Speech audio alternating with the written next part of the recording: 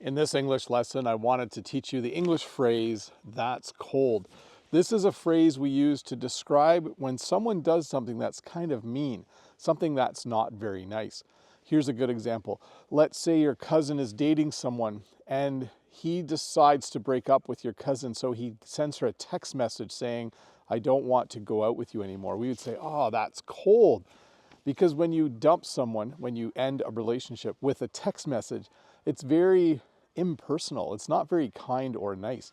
It would probably be nicer to say to the person in person, "Hey, I don't think it's working out." So when you dump someone, when you end a relationship with a text message, this is a great way to describe it. That's cold. That's not a very nice way to do it.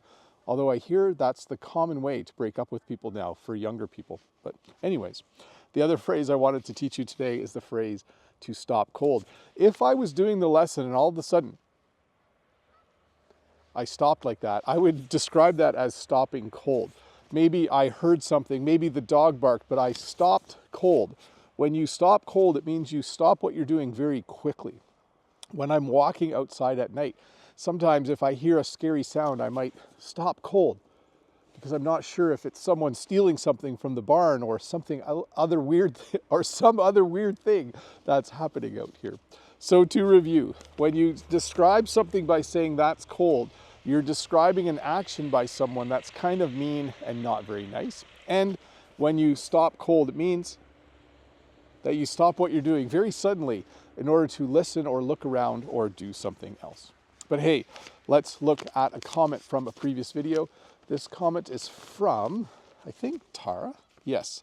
In Russian, it's to move like a turtle, referring to yesterday's lesson or the previous lesson.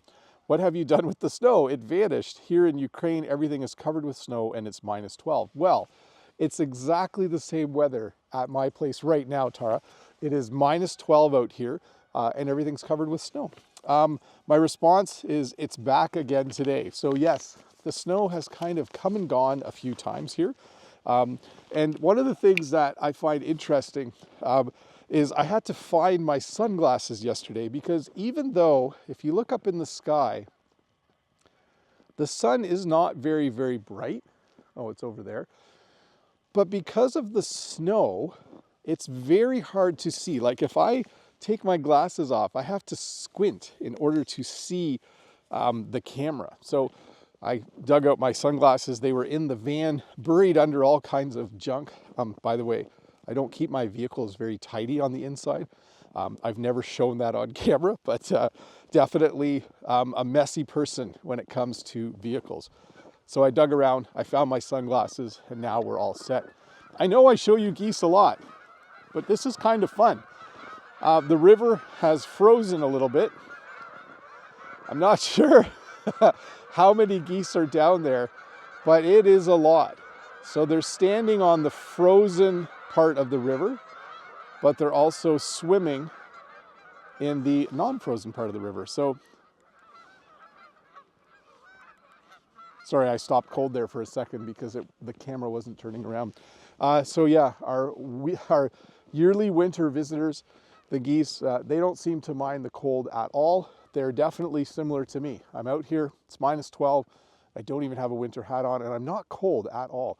In fact, on my walk this morning, I had too many layers on. So I had to take my toque off so I didn't get too warm. That's actually dangerous in cold weather, by the way. You don't want to get too warm in cold weather.